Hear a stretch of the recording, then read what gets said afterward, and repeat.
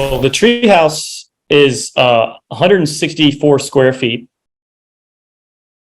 and it has a nice big porch in the front and a little landing in the back that's covered. So when you enter, you don't have to go straight. When you exit, you don't go straight into the elements. There's a little space there, and it has a loft that's good for kids, and it has a queen bed below, and the roof is a slant style roof. It goes from 8 feet on one side to 10 feet on the other. So it has a really nice depth.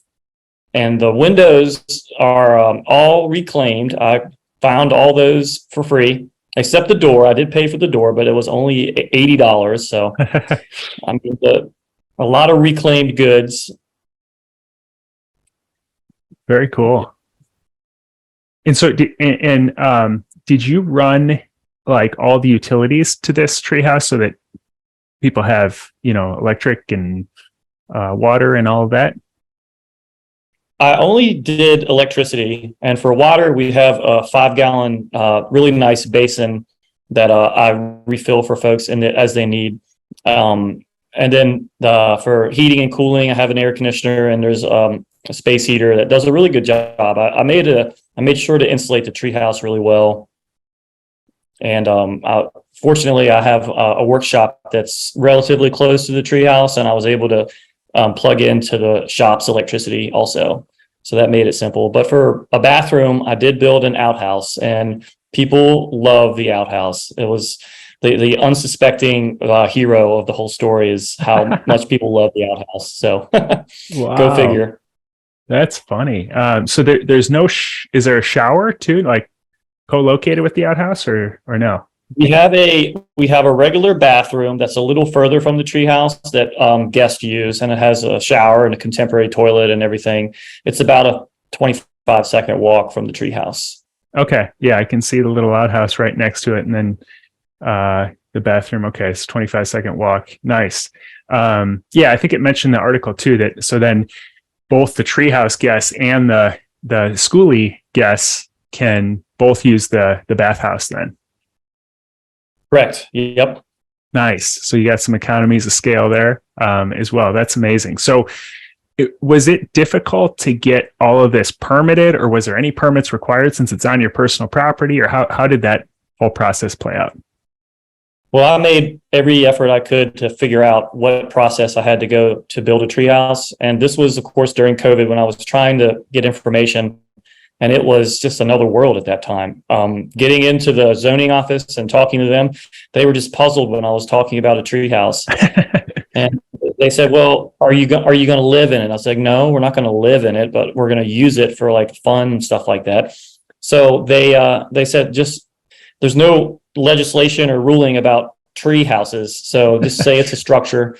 And I drew out the diagram and everything, and I pay taxes on it. So, and then the zoning department, they asked me to change my zoning certificate to a bed and breakfast. So I have that, and I'm still working through that because it takes the county governments a little longer to catch up to the times, I think, with Airbnb and just STRs, as they call them, short-term rentals.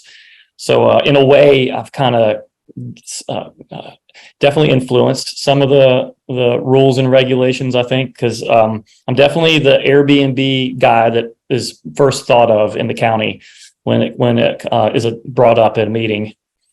That is so funny. Like you walk in and they're like, "You're not 12 years old. What are you building the treehouse for?" And they don't even realize how lucrative this can be and how desirable it is for people who just want to get away and experience something really cool. That's amazing. So, how is the property laid out? One of the things, so we have a barn B&B in the back. We converted a corner, like an 800 square foot corner of a really big pole barn into an Airbnb, and similar layout to what you've got here. We've got a loft with the queen bedroom underneath and then a pull-out couch. And it does really well. Similarly, it stays pretty booked out. But the first thing that people say to us is, "Oh, you got strangers coming on your property, and isn't that a big nuisance?" And so how is yours laid out? And then is it ever an issue to have guests coming and going?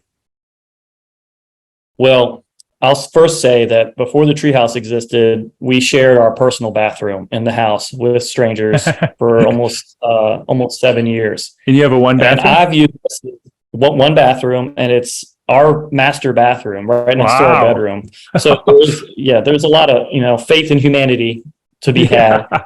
But And a very I've never understanding wife. well, it was a good test because I knew Sabrina. We lived together for about 5 years before I proposed, and she put up with it, and I was like, man, I don't think I'm going to find a woman more patient than Sabrina. And then when I mentioned building a treehouse, she goes, "You will not build anything until we have a bathroom that guests can use." So that was a life-changing thing to have the extra bathroom. And but as far as guests go, we have had such a great experience. In fact, we still keep in touch with a lot of our guests, and they come back. And we had a significant amount of guests at the treehouse who only knew about the treehouse. And I think Airbnb was really pushing it for the first year and a half or 2 years it was listed. So people didn't know about the town. They didn't know about West Virginia. They were only coming for the treehouse. And it was interesting to meet folks who were just pursuing an exciting dwelling to stay in versus an actual thorough vacation. So people would oftentimes just hang out on the property for their entire stay. So at times it was a little stressful because I have a sawmill and I like to work and do other projects that tend to make some noise.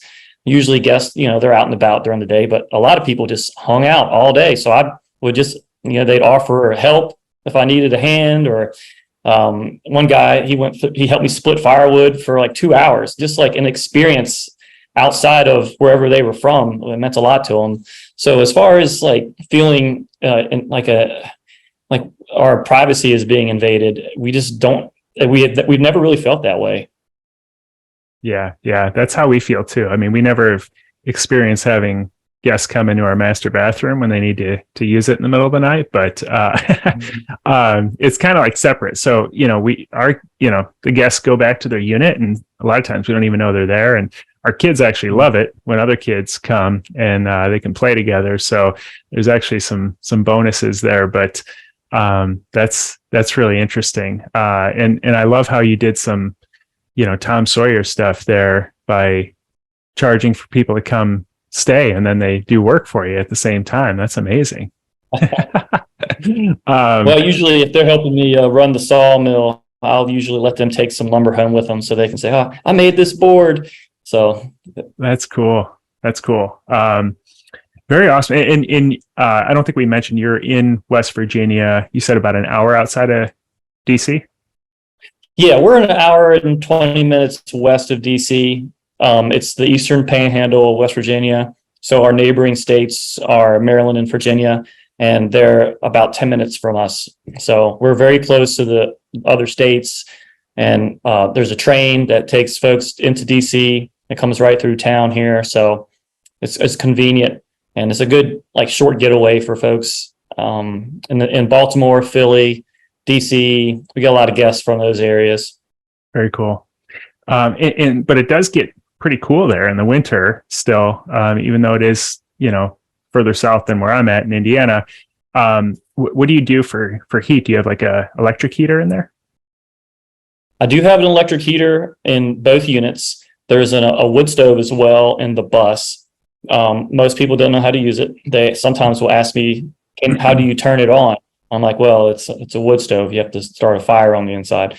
And then that's a whole nother issue if someone's never started a fire before, which there's people like that. So I'm usually on call to help someone get a fire going. But the heaters do fine. It's just the ambiance of the wood stove is what people want. Sometimes people ask if they could use the wood stove in warm months just for fun. I'm like, you don't want to do that. It'll get really hot in there. Yeah, so. That's cool.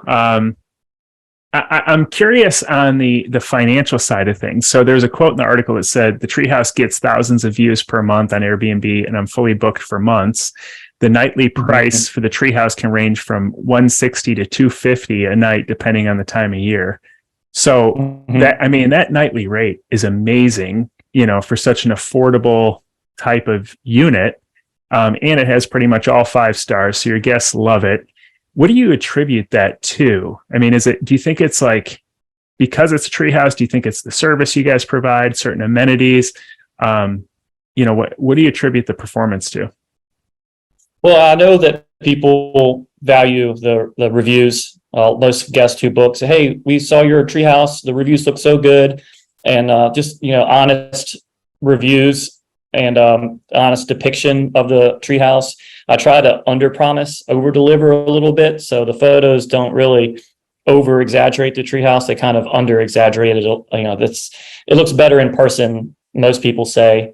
And I do have the price set to fluctuate automatically, so it depends on the time of the month or the time of if it's a holiday, the prices automatically go up a little bit.